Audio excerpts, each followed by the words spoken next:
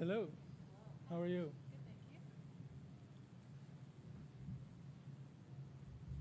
Are you ready, Brooks? Okay, good morning and welcome to the first press conference session of the tournament.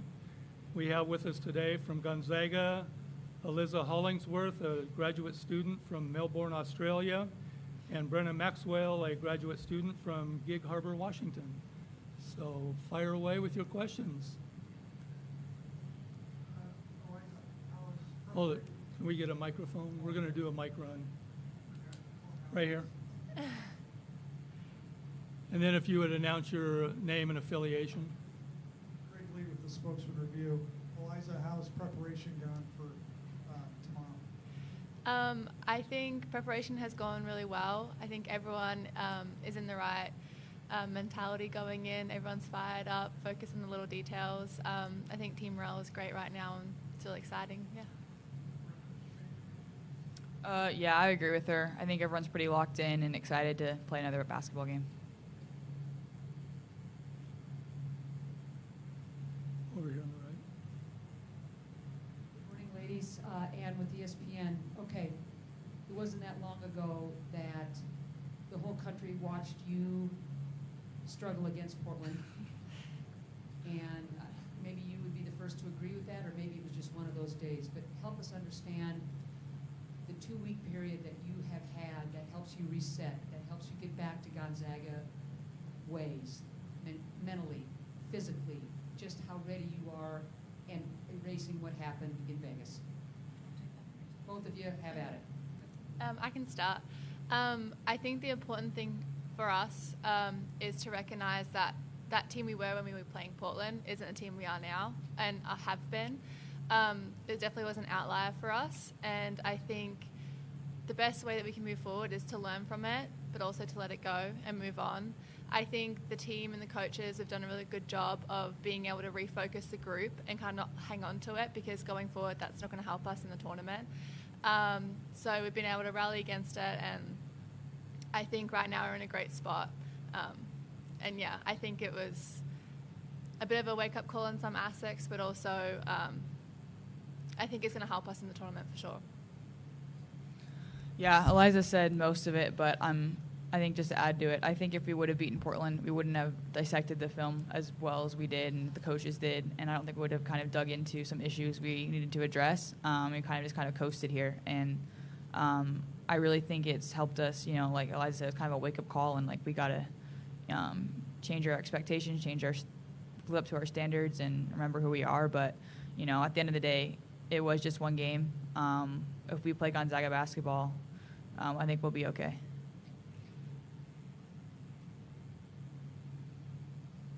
Yeah. What does it mean for you guys to host when you know you are as tough as you are at home with the student section, with the community? What does it mean to host? I think it's just really cool for our city. Someone said there's some other stuff going on, but someone said they had to block off an extra 5 miles, 35 miles for space, because so they could fit everyone in. I think that's just so cool for Spokane to have that. It's amazing for our program. I think it's the highest seed we've ever had as a program. But at the end of the day, seeds don't matter. You got to win, and everyone has the same amount of time to do it. And we've got to make sure that we're on our game, because UC Irvine's a pretty good team. Yeah, I would just add that it is super rewarding. We were on the court yesterday and we're looking around with all the March Madness signs, and it's our home court, but it just feels a bit more surreal. And I was just kind of looking around being like, we did this, we earned this whole season got us to this stage. So that was a super rewarding feeling, and I was really proud of our team and all the adversities we've gone through and how hard we've fought the whole season. And I think it's such an advantage for us to be home. Our crowd is phenomenal, one of the best in the nation. We have such a good band, supporters, cheerleaders. It's such a tough environment for teams to come in and to compete here. So that familiarity at home is such an advantage. And yeah, I'm really excited to play here again. I wouldn't want to play anywhere else. And I'm excited for the city, like Brenna said. Hi, Sydney Berger with KXLY in Spokane. For both of you, being veterans on the team, but not only veterans in this postseason stage, is there a different way that either of you are maybe approaching this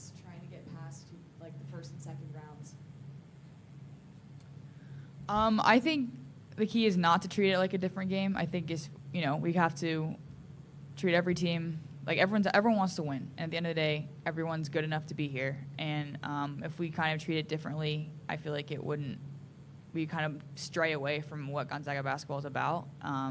It's a home game. It's a big one, but at the end of the day, it's just a home game. And if we, are locked in and we have the scout down, I'm really excited to see what our team can do. I would just add that, it's pretty obvious we have some seniors that are contributing to minutes and scoring, and so it is our last year, and it does hold a little bit more weight because we have a timeline coming up and we don't know when that's going to be. But I think to Brenna's credit, we have to still stay true to ourselves and not let that be a factor in our minds or make us desperate, because if you play desperate, you get out of your style of basketball. So just, wanting it really bad but still staying within Gonzaga basketball, like Brenna said, and, staying true to that.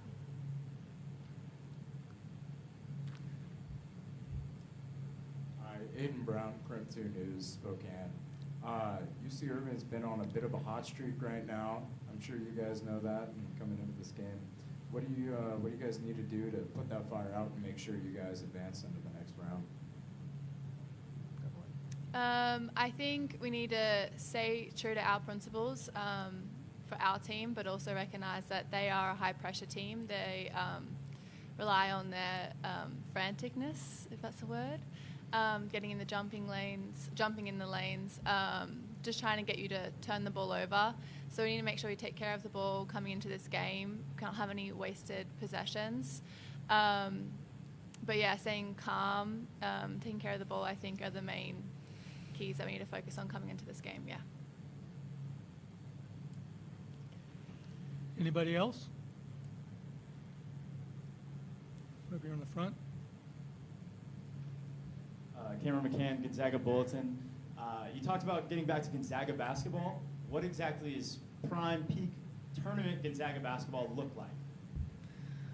Just in the season, the best we've played is when we're playing together and we have that joy on the court together. There wasn't a lot of joy against Portland, and there wasn't a lot of it just wasn't. Everyone was kind of tense, and like Eliza said, we were kind of playing desperate, and when we play desperate, it doesn't really bode well for us. So if we can stay relaxed, composed, and it's kind of cliche, but have fun out there and share the ball like we do, I think that's really what Gonzaga basketball is about. Any more questions for the student athletes? We have no Zoom calls. So ladies, thank you very much. You're dismissed. Thank you, guys. Thank you very much. Thank you.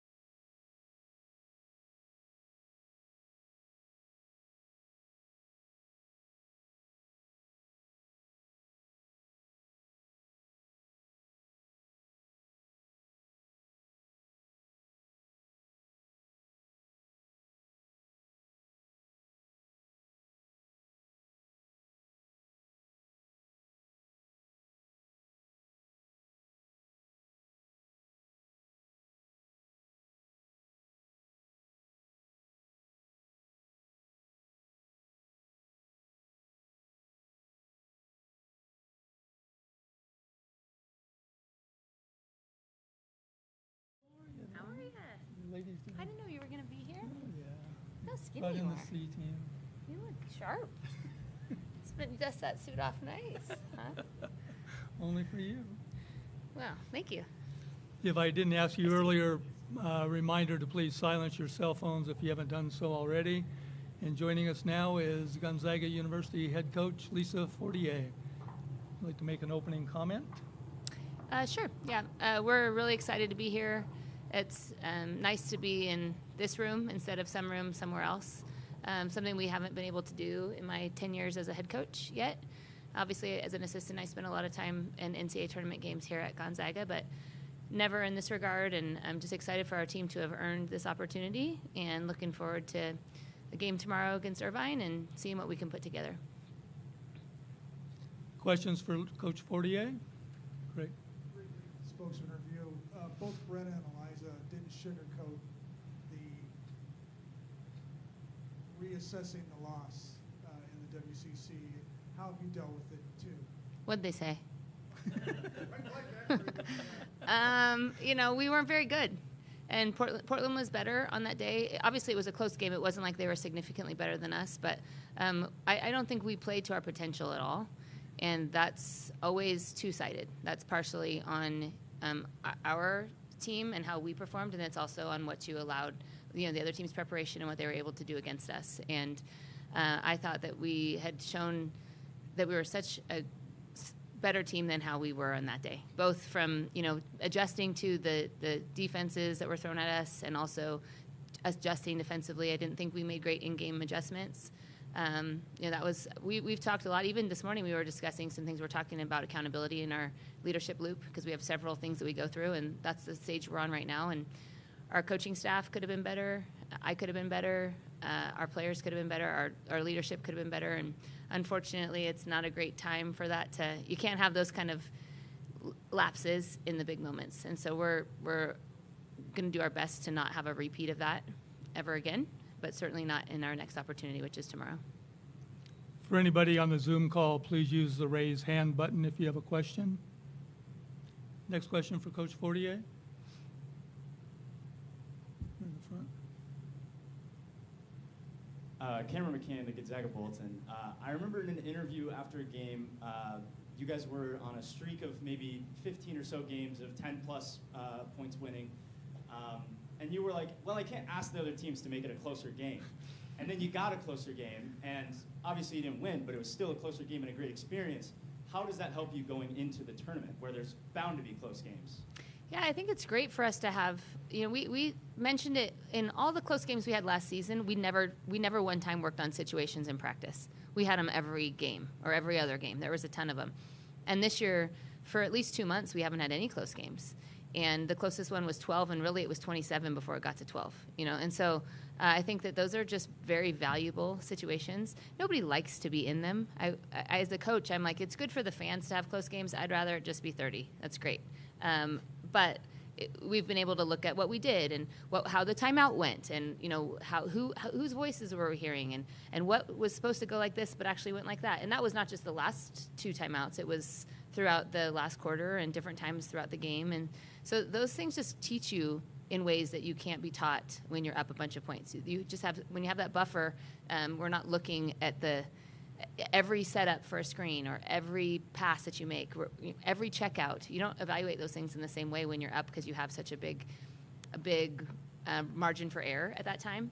And so I think it's been great. We've looked at the film, we've talked through it, we've practiced situationally, we've looked at the exact play and talked about what we said in the timeout and how that should have gone, how we could have made that more clear, and how the players could have heard it a little different way. And I think come to a place where we all agree we could have done better, and just looking forward to that next chance. That's what always happens. When you lose a game, you always want the next chance, right? And you get to the time of year where you have to be good, otherwise you don't have that next chance. And so for us, we're lucky that we do have another chance to hopefully right that ship a little bit.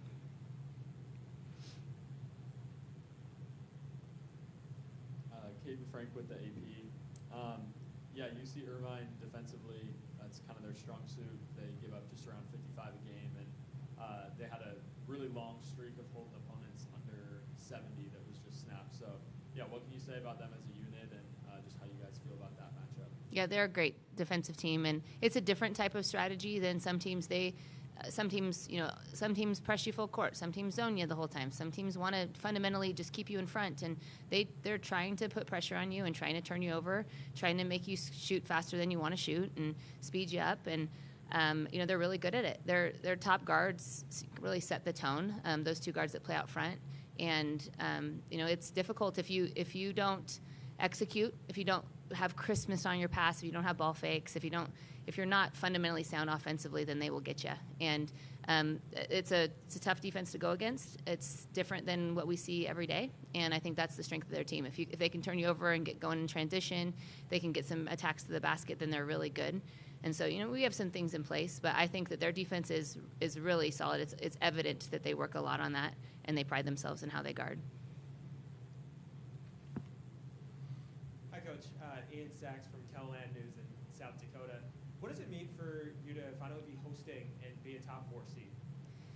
Yeah, I'm just happy for our players. And I don't know how much you guys know about the players that we have on our team, but 4 of them came back for a COVID senior year.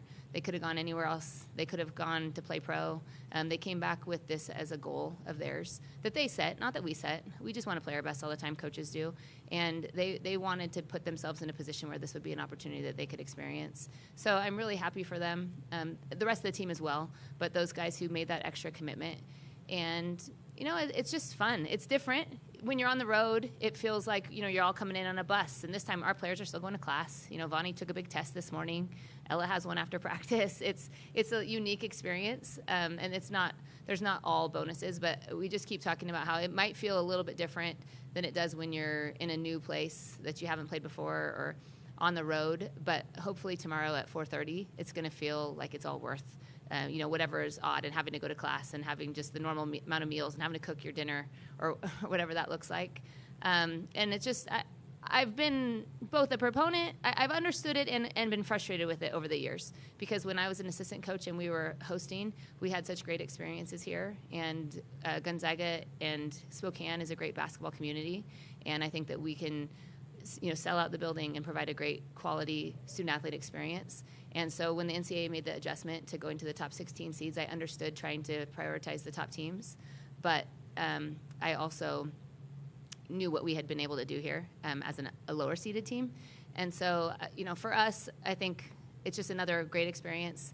It's fun to have quality teams come into our town, to our gym, to play us. I know we've already got to experience your guys' team once before. And we'll see what happens after tomorrow, but we're just excited to have this opportunity and have earned it. It feels like in the past, our teams had earned a spot into the NCAA tournament, but they hadn't earned this. And so that's a little bit of a coup for this team and what they've been able to accomplish. Any more questions for Coach? Coach, a few of the players have kind of mentioned a mental shift, a shift in standards from last season to this season. Were those conversations initiated by you guys and the coaching staff, or was that something that the players kind of took a lead on to go from an already good to a great team? I think that it might have been led by them. Brenna and Yvonne and the Trongs and Eliza, they approached me and Mike Nelson this year and wanted to put together a leadership committee, if you say it like that. We preach leadership development throughout the entirety of their time here at Gonzaga. We have a leadership loop that's 18 weeks that we go through, talk about a bunch of different things. And we've done that for the last several years. We meet with a consultant who helps us be the best, most connected team we can. We're trying all the things, but this was the first time that those guys initiated that part, and then we've been a happy and willing partner with them on just trying to figure out how we can operate better, how we can prepare better, how we can manage the good and the bad days better. They're a group of really thoughtful upperclassmen. We have a lot of players like that, but they care deeply. They're hoopers. And they're all going to go on to be something else after basketball's over, I know. But they're going to play basketball as long as they possibly can. And I think that they just, when they're making the commitment to be at Gonzaga for their 5th year, they wanted to find a way to make that the best year that they could.